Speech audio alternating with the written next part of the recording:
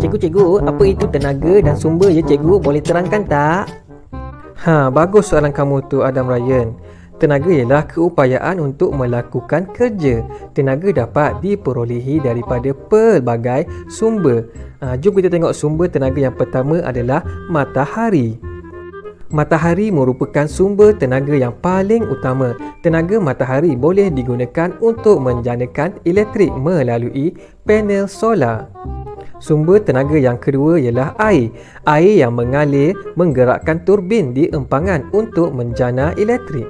Contohnya empangan hidroelektrik di Bakun, Sarawak dan empangan hidroelektrik di Kenyir. Sumber tenaga yang ketiga adalah biojisim. Biojisim ialah bahan daripada tumbuh-tumbuhan atau tinja haiwan yang digunakan untuk menghasilkan bahan api dan menjanakan elektrik. Geoterma juga merupakan sumber tenaga yang diperoleh daripada haba batuan panas di bawah permukaan bumi untuk menjanakan elektrik. Sumber tenaga yang keempat ialah angin. Angin yang bertiup menggerakkan kincir angin untuk menjanakan elektrik. Sumber tenaga yang kelima ialah nuklear. Bahan nuklear seperti uranium digunakan untuk menjanakan elektrik di stesen janakuasa nuklear. Itu merupakan gambar stesen janakuasa nuklear. Sumber tenaga yang keenam ialah bahan api fosil. Bahan api fosil seperti petroleum, gas asli dan arang batu dibakar untuk menjanakan elektrik. Sumber tenaga yang terakhir ialah ombak. Ombak menggerakkan turbin di dalam laut untuk menjanakan elektrik. Itu merupakan gambar turbin ombak yang terletak di laut. Tenaga suria, tenaga yang diperoleh daripada matahari. Alatan yang menggunakan tenaga suria memerlukan panel suria bagi menjanakan tenaga elektrik.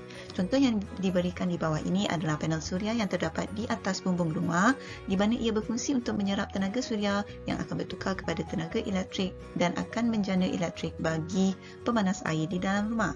Contoh yang kedua adalah panel suria yang berfungsi untuk menyalakan lampu dan juga panel suria yang berada pada kalkulator. Tenaga haba, ia tersimpan dalam objek yang mempunyai kepanasan. Apa sahaja objek yang menyebabkan kita berasa panas, ia mempunyai tenaga haba. Contoh yang pertama adalah seperti makanan yang dipanggangkan di atas bara api. Kita akan rasa panasnya, maka terdapat tenaga haba. Contoh kedua adalah penggunaan setrika. Setrika ini akan mengeluarkan haba iaitu kepanasan di mana kita boleh menggosok baju, meluruskan baju disebabkan oleh kepanasan ini apabila suis elektrik dipasangkan, dihidupkan. Dan juga contoh yang terakhir, cerit yang diletakkan di atas dapur dan berfungsi untuk mendidihkan air. Apabila air sedang mendidih, haba yang keluar yang mendidihkan air tersebut, kita akan rasa panas. Maka ia terdapat tenaga haba.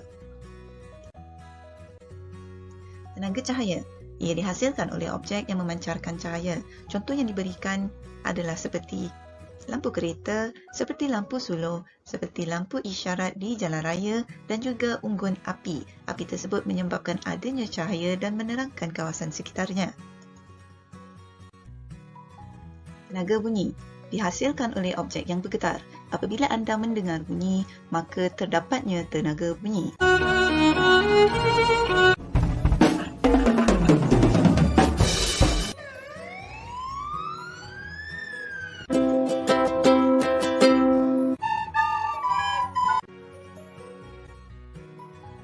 Tenaga elektrik, ia mengalir dalam litar elektrik yang lengkap bagi menyalakan mentol dan juga ia membolehkan alat elektrik untuk berfungsi. Semua alat elektrik memerlukan tenaga elektrik untuk berfungsi. Seperti contoh dalam raja adalah kipas dan juga televisyen. Tenaga kimia pula, ia tersimpan dalam bahan seperti makanan, bahan api fosil, biojisim atau bateri. Apakah yang dimaksudkan dengan tersimpan adalah contoh seperti makanan. Makanan akan menghasilkan tenaga apabila kita ataupun manusia memakan makanan tersebut. Kita akan mendapat tenaga. Bagaimana pula dengan bahan api fosil? Bahan api fosil contohnya ialah petroleum iaitu minyak kenderaan. Apabila kita masukkan minyak kenderaan di dalam kenderaan, ia akan terbakar dan akan menghasilkan tenaga di dalam kenderaan tersebut supaya ia boleh bergerak. Bagaimana pula dengan biojisim? Biojisim contoh yang telah diberikan adalah seperti tinja haiwan di mana ia akan menjadi bahan bakar ataupun bahan api. Bagaimana pula dengan bateri? Bateri apabila kita masukkan dalam alatan yang memerlukan bateri untuk berfungsi, ia akan menghasilkan tenaga elektrik dan juga akan dapat menyebabkan alat tersebut berfungsi. Tenaga kinetik. Tenaga kinetik itu dapat dalam objek yang bergerak. Apa sahaja objek ataupun orang yang sedang bergerak, ia mempunyai tenaga kinetik. Seperti dalam contoh adalah kereta, seperti dalam contoh juga adalah basikal, kucing dan juga budak tersebut sedang berjalan, maka ia mempunyai tenaga kinetik. Tenaga keupayaan tersimpan dalam objek yang berada pada sesuatu ketinggian, diregangkan ataupun dimampatkan. Apa yang dimaksudkan dengan tersimpan adalah apabila sesuatu objek berada dalam satu ketinggian yang tinggi, objek tersebut berpotensi untuk jatuh. Maka dalam keadaan tersebut, ia mempunyai tenaga keupayaan. Bagi objek yang diregangkan pula, ia berpotensi untuk kembali ke bentuk asal apabila dilepaskan. Maka apabila dalam keadaan diregangkan, ia mempunyai tenaga keupayaan. Sama juga dengan apabila berada dalam keadaan dimampatkan. Contohnya adalah seperti spring dalam gambar. Apabila diregangkan, ia mampu kembali ke bentuk asal apabila dilepaskan. Sama juga seperti busur dan panah di rajah belah kanan anda, busur tersebut mampu kembali ke keadaan asalnya apabila panah dilepaskan. Bagi contoh yang di bahagian kiri adalah buah kelapa telah jatuh daripada pokok kelapa yang tinggi. Mereka ini semua, objek-objek ini semua mempunyai tenaga keupayaan. Tenaga nuklear. Ia terkandung dalam bahan nuklear iaitu uranium. Ia akan dijanakan dalam stesen jana kuasa nuklear untuk menghasilkan elektrik. Cikgu, boleh terangkan perubahan bentuk tenaga tak cikgu? Bagus soalan kamu ni Rashdan. Tenaga boleh berubah daripada satu bentuk kepada bentuk yang lain. Mari kita perhatikan perubahan bentuk tenaga dalam kehidupan kita. Contoh pertama ialah semasa mengayuh basikal. Semasa mengayuh basikal, tenaga kimia daripada makanan yang dimakan berubah kepada tenaga kinetik. Contoh yang kedua ialah semasa menghidupkan televisyen. Ketika menghidupkan televisyen, tenaga elektrik yang digunakan berubah kepada tenaga cahaya dan tenaga bunyi. Contoh ketiga ialah menyalakan api. Semasa api menyala, tenaga kimia yang tersimpan dalam bahan bakar berubah kepada tenaga haba dan tenaga cahaya. Contoh keempat ialah semasa terjun dari papan terjun. Semasa terjun dari papan terjun, tenaga keupayaan berubah kepada tenaga kinetik disebabkan oleh pergerakan penerjun dan kemudiannya berubah kepada tenaga bunyi iaitu bunyi percikan air. Contoh kelima ialah menyalakan lampu suluh.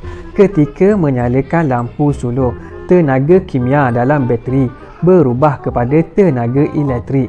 Kemudian, tenaga elektrik pula berubah kepada tenaga haba dan tenaga cahaya.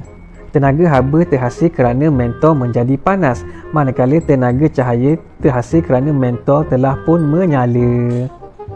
Contoh keenam ialah ketika menggunakan kalkulator suria. Tenaga suria yang diperoleh daripada matahari berubah kepada tenaga elektrik. Kemudian, tenaga elektrik akan berubah menjadi tenaga cahaya dengan memancarkan cahaya pada skrin kalkulator.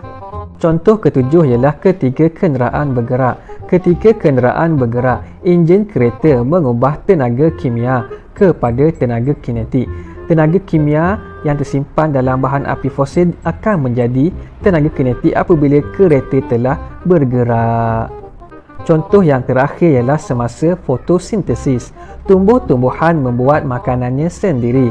Semasa fotosintesis, tumbuh-tumbuhan mengubah tenaga cahaya kepada tenaga kimia yang tersimpan sebagai kanji.